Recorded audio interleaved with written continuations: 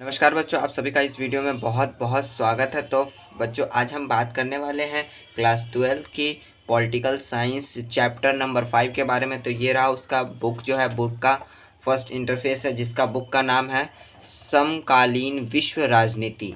तो इसके बारे में आज हम पढ़ने वाले थे। इसमें जो चैप्टर नंबर है वो हम 5 है, समकालीन दक्षिण एशिया का। आज हम क्वेश्चन आंसर करने वाले हैं। तो बच्चों, आप देख सकते हैं कुछ इस प्रकार का ही इंटरफेस है 5 नंबर चैप्टर का।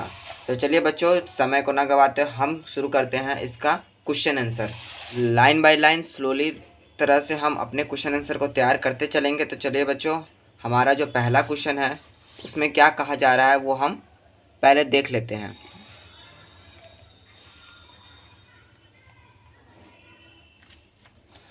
तो यहाँ पर देख सकते हैं अति लघु उत्तरीय प्रश्न, यानी कि जो शॉर्ट क्वेश्चन आंसर होते हैं उसके बारे में है।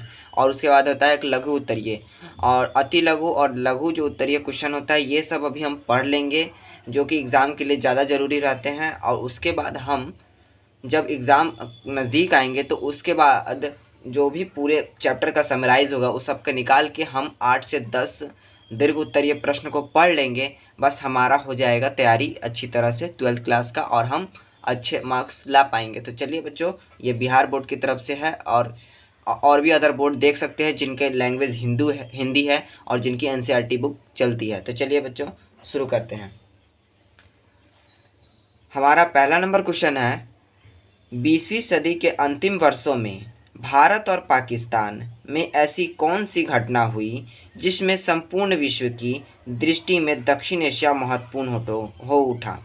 तो इसमें क्वेश्चन क्या पूछ रहा है कि विश्व में जो अंतिम वर्षों में भारत और पाकिस्तान के बीच ऐसी कौन सी घटना हुई थी जो संपूर्ण विश्व की नज़र में एक अलौकिक, एक विशेष महत्व रखता था। तो उसके बारे में हम पढ़ते हैं। इसका आंसर यहाँ पर दिया हुआ है। आप चाहते हैं तो वीडियो को पॉज करके आंसर को नोट कर सकते हैं, क्योंकि ये बहुत ही महत्वपूर्ण, हम जो आपको लिखवाएंगे वो एकदम समराइज़ किया हुआ क्वेश्चन आंसर है, और एग्ज़ाम के टाइम आपको ये ज़्यादा ही बेटर और सहूलियत प्रदान करेगा। तो चलिए बच्चों, आंसर पर हम आते हैं। आंसर क्या कह रहा है, 20वीं सदी के आखिरी सालों में जब भारत और पाकिस्तान ने खुद को परमाणु शक्ति संपन्न राष्ट्रों की बिरादरी में बैठा लिया, तो यह क्षेत्र अचानक पूरे विश्व के नज़र में महत्वपूर्ण हो उठा। जब परमाणु शक्ति के संपन्न राष्ट्रों के बिरादरी में बैठा लिया किसने, तो पाकिस्तान और भारत ने अपने आप को, तो यह महत्वपूर्ण हो उठा।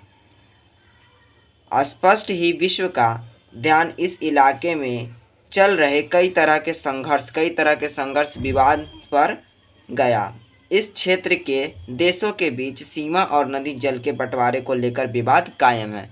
इस क्षेत्र में जो है वो नदी और सीमा के जो बंटवारे हैं उसको लेकर विवाद कायम है। तो बच्चों, मैं आपको ज़्यादा क्वेश्चन को आइडेंटिफाई नहीं कर पाऊंगा, क्योंकि वीडियो बहुत ज़्यादा लंबी हो जाएगी और आपको क्वेश्चन पूरी तरह से नहीं मिल पाएगी। तो अगर ज़्यादा लंबी वीडियो होती है तो मैं 2 वीडियो बनाकर आपको लिए प्रोवाइड कर दूंगा। फिलहाल आप जैसे मैं बताते जा रहा हूँ आप उसी तरह से पढ़ते चलिए। किसी भी क्वेश्चन में डाउट हो तो आप हमें कमेंट करके ज़रूर पूछ सकते हैं। सेकेंड नंबर हमारा क्वेश्चन है, दक्षिण एशिया की दो मुख्य विशेषताएं एक चिंताएं उत्पन्न करने वाली तथा एक प्रसन्नताजनक, यानी कि खुशी जाहिर करने वाली बातों का उल्लेख कीजिए।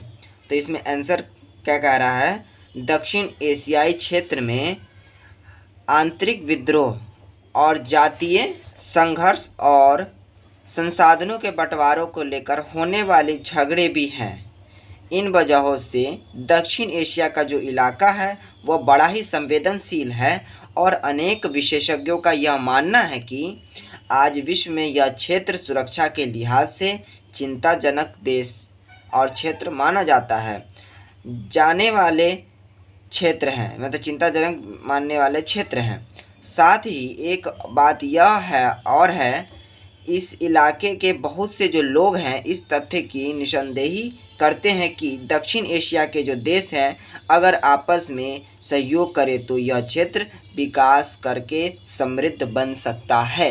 तो बच्चों, ये जो मैं आपको क्वेश्चन करवा रहा हूँ ये एक किताबी भाषा है, मतलब किताबी रूप में हमें आंसर लिखने के लिए दिया गया है।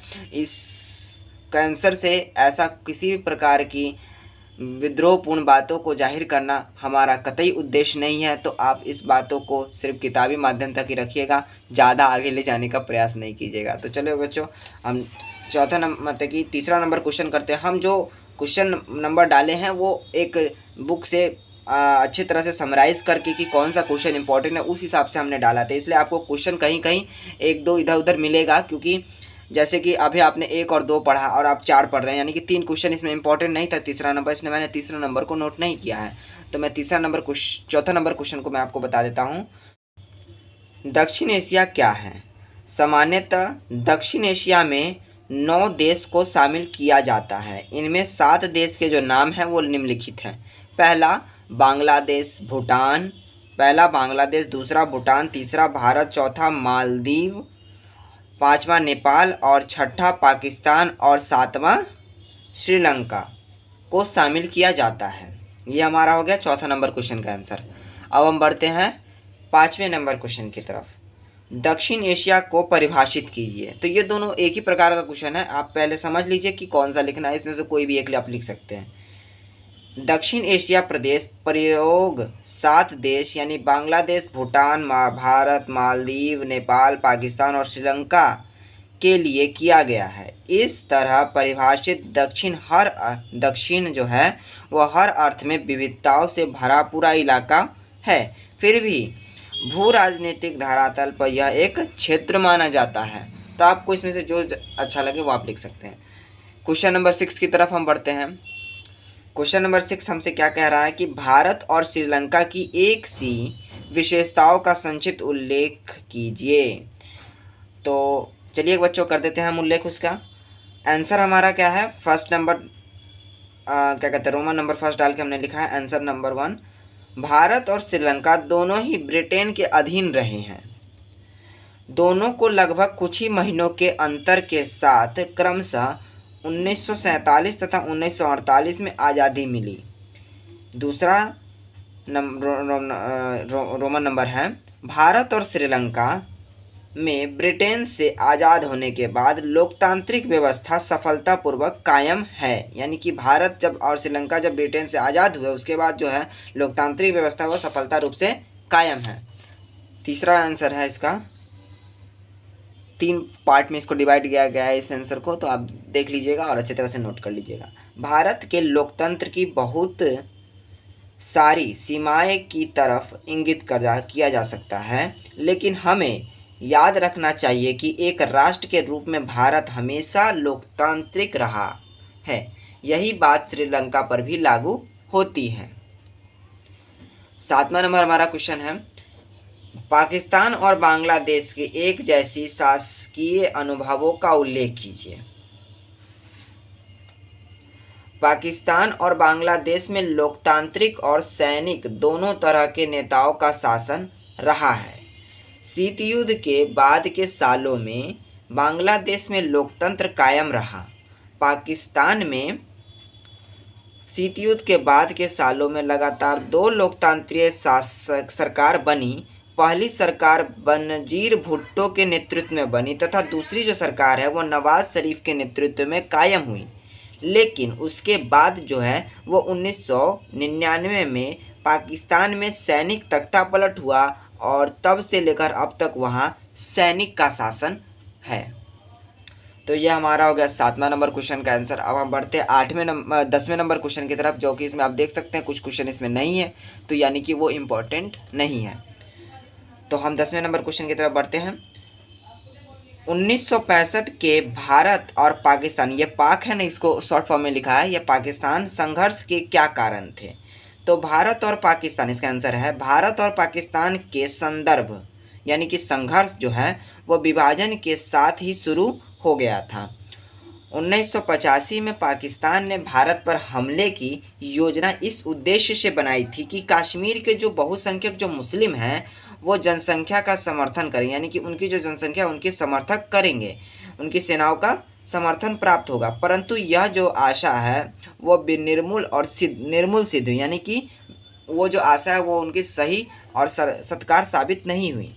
नेहरू जी के उत्तराधिकारी शास्त्री जी का जो व्यक्तित्व था व्यक्तित्व पाकिस्तान शासकों द्वारा यानी कि पाकिस्तान के जो सरकार यानी कि उनकी जो शासक थी उनके द्वारा दुर्बल समझ लिया गया, परंतु यह भी गलत साबित हुआ क्योंकि वो इतने दुर्बल नहीं थे और उनको ये सब समझ लिया गया, जैसा कि इसमें बताया जा रहा है आंसर। मैंने यहाँ पर कोई भी मनगढ़ंत कहानी नहीं बनाई है, ये एक जैसा कि इसका आंसर है वो मैंने आपको बताया है। इससे मेरा किसी भी प्रकार का किसी से विद्रोह करने का इरादा नहीं है या कोई भी फालतू बात करने की इरादा नहीं है। तो आप कृपया क्वेश्चन आंसर ही लिखें, ज़्यादा आगे बात को न बढ़ाएं। क्वेश्चन नंबर 11 हमें क्या कह रहा है, ताशकंद समझौते पर एक संक्षिप्त टिप्पणी लिखिए या यानी कि अथवा ताशकंद समझौता क्या है। तो हम समझते हैं इसके आंसर के साथ। ताशकंद समझौता भारत और पाकिस्तान यानी पाक के 1965 के युद्ध के बाद दोनों के बीच एक संधि हुई जिससे ताशकंद समझौता कहा गया। ताशकंद समझौता सोवियत संघ के प्रभाव से हुआ था। इस समझौते पर भारत के प्रधानमंत्री श्री लाल बहादुर शास्त्री तथा पाकिस्तान के राष्ट्रपति अब्बू खान के हस्ताक्षर हुए और उसी 11 जनवरी 1966 को लाल बहादुर शास्त्री जी का हृदय गति रुकने से यानी हार्ट अटैक आने से निधन हो गया। 13 नंबर हमारा क्वेश्चन क्या कहता है कि शिमला समझौता की दो प्रमुख विशेषताएं बताइए। तो इसका जो आंसर है वो कह रहा है कि शिमला समझौता दो प्रमुख विशेषताएं हैं और जो अग्रलिखित यानी कि आगे लिखी गई है। तो हम पढ़ते हैं उसे भी।